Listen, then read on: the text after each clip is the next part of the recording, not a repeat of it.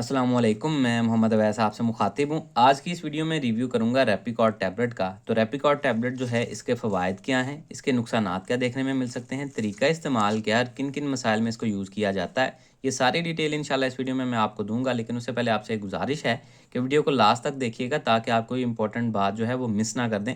इसके अलावा अगर चैनल पर नए हैं वीडियो को लाइक कीजिएगा और चैनल को भी सब्सक्राइब कर लें। तो चलते हैं अपने टॉपिक की तरफ। तो ब्रांड नेम है रेपिकॉट और ये टब्रोज फार्मा इसको बना रही है। अच्छी अद्वियात बनाते हैं। कीमत की बात की जाए तो 385 रुपीज़ में 100 टैबलेट्स के पैक में पाकिस्तानी मार्केट में अवेलेबल है।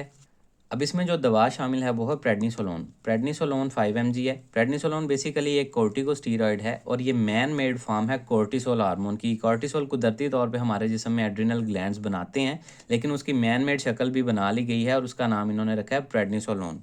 अब प्रेडनिसोलोन जो है ये बेसिकली दो प्रॉपर्टीज़ की हामिल है। एक तो ये एंटी इन्फ्लेमेटरी है, यानी कि सोजश को कम करने की सलाहियत रखती है। दूसरी ये इम्यूनोसप्रेसिव प्रॉपर्टी रखती है, यानी कि हमारे इम्यून के रिस्पॉन्स को दबाने या कम करने की भी सलाहियत रखती है।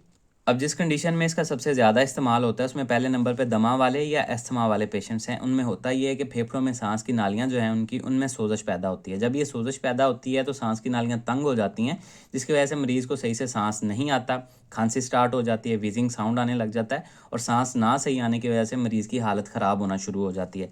तो ऐसे मरीज़ों में, दमा के मरीज़ों में डॉक्टर्स अक्सर इसका इस्तेमाल करवाते हैं। चूँकि ये सोजश को कम करती है तो सांस की नालियों की सोजश को ये रोकने में मदद देती है, कम करने में मदद देती है, जिसकी वजह से आए रोज़ ये अस्थमा के अटैक्स या इस तरह की नालियों की सोजश जो है इससे बचाव मुमकिन होता है और मरीज़ को आए रोज़ सांस के मसाइल से बचाया जा सकता है।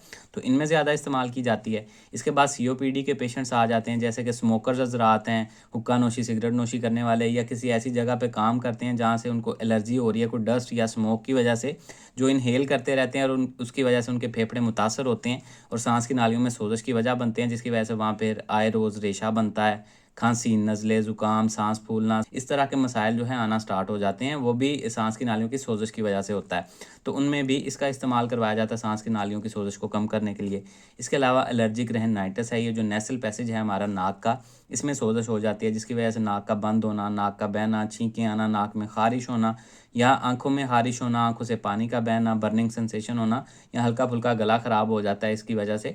तो उसमें भी इसका इस्तेमाल करवाया जाता है इस एलर्जिक रहनाइटिस की सोजश को कम करने के लिए। इसके अलावा आ जाता है रूमेटॉइड आर्थराइटिस, यानी कि गैंठिया का मसला। इसमें जोड़ों में शदीद सोजश हो जाती है और मरीज़ को मूवमेंट करते हुए शदीद दर्द और तकलीफ़ का सामना होता है। तो ऐसे मरीज़ों में भी जोड़ों की सोजश को कम करने और मरीज़ को रिलीफ़ देने के लिए इसका इस्तेमाल करवाया जाता है, ताकि मरीज़ को मूवमेंट करते हुए दर्द और तकलीफ़ कम से कम हो। इनमें भी काफ़ी यूज़ की जाती है। इसके अलावा आ जाती हैं स्किन एलर्जीज़। स्किन एलर्जीज़ से मुराद कोई एक्जिमा या डर्माटाइटिस की शिकायत हो सकती है। किसी किस्म की अगर कोई एलर्जिक रिएक्शन किसी चीज़ से आ जाता है, कोई स्टिंग बाइट हो जाती है और आपके जिस्म पे कोई धब्बड़ वगैरह या एलर्जिक रिएक्शन को देखने में मिलता है, तो उसको ट्रीट करने के लिए भी वक्ती तौर पे आप इसका इस्तेमाल कर सकते हैं। इसके अलावा बाज़ औक़ात आँखों की एलर्जी या सोज़श के मसाइल में, मुख्तलिफ़ कैंसर्स के पेशेंट में और ब्लड प्रॉब्लम्स में भी इसका इस्तेमाल करवाया जा सकता है। इसके अलावा स्ली के पेशेंट्स में भी अक्सर इसका इस्तेमाल करवाया जाता है। ये भी एक ऑटोइम्यून डिज़ीज़ है, तो उसमें भी अक्सर डॉक्टर्स इसका इस्तेमाल करवाते हैं। अब बात कर लेते हैं इसके नुकसानात की। तो नुकसानात में भूख ज़्यादा लग सकती है, वज़न ज़्यादा बढ़ सकता है, मूड चेंजेज़ हो सकते हैं, सोने में दुश्वारी हो सकती है, ऑस्टियोपोरोसिस यानी कि हड्डियाँ भुरभुरी और कमज़ोर होना स्टार्ट हो जाती हैं, हाई ब्लड प्रेशर हो सकता है, आए रोज़ किसी न किसी इन्फेक्शन का शिकार रह सकते हैं, एडीमा या जिस्म पे की मुख्तलिफ़ हिस्सों पे सोज़श आ सकती है, मून फेस हो सकता है, चेहरे पे सोज़श हो सकती है और सोडियम रिटेंशन भी देखने में मिल सकती है। इसके अलावा पेप्टिक अल्सर की शिकायत, यानी कि आपको मैदे में या आंत में कोई अल्सर या ज़ख्म की शिकायत देखने में मिल सकती है। अब बात कर लेते हैं इसके तरीका इस्तेमाल या डोजेज़ के बारे में। तो ये हरगिज़ ऐसी दवा नहीं है जो आप खुद से इस्तेमाल करें। ये बगैर डॉक्टर के मशवरे के इस्तेमाल कभी भी नहीं करनी चाहिए, चूँकि इसकी डोज़ और इसके इस्तेमाल का दौरानिया हर मसले में डिफरेंट हो सकता है और आपकी कंडीशन से भी डिफरेंट हो सकता है।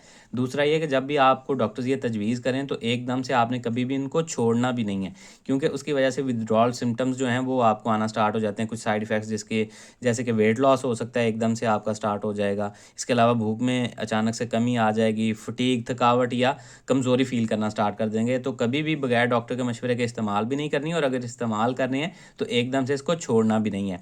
दूसरा, डॉक्टर्स इसको टैपर करके देते हैं। इसकी पोटेंसी बाज़ औक़ात स्टार्टिंग में कुछ होती है, आहिस्ता-आहिस्ता या तो उसको बढ़ाते हैं या कम करते हैं, आपकी कंडीशन के हिसाब से जो बेहतर होता है वो उस तरह से करते हैं। आम बंदे को नहीं पता होता कि किस तरह से इस्तेमाल करना है। तो खाने का तरीका इसका ये है कि खाने के बाद 1 गिलास पानी के साथ या दूध के साथ आप इसका इस्तेमाल कर सकते हैं, या जिस तरह से आपके डॉक्टर्स आपको बताएं उस तरह से आपने इसको यूज़ करना है। तो ये सारी डिटेल थी जी रेपिकॉर्ड टैबलेट से रिलेटेड। उम्मीद है आप लोगों को पसंद आई होगी। इससे रिलेटेड कोई सवाल है कमेंट सेक्शन में आप मुझसे पूछ सकते हैं। अपना ख्याल रखिएगा। अल्लाह हाफिज़।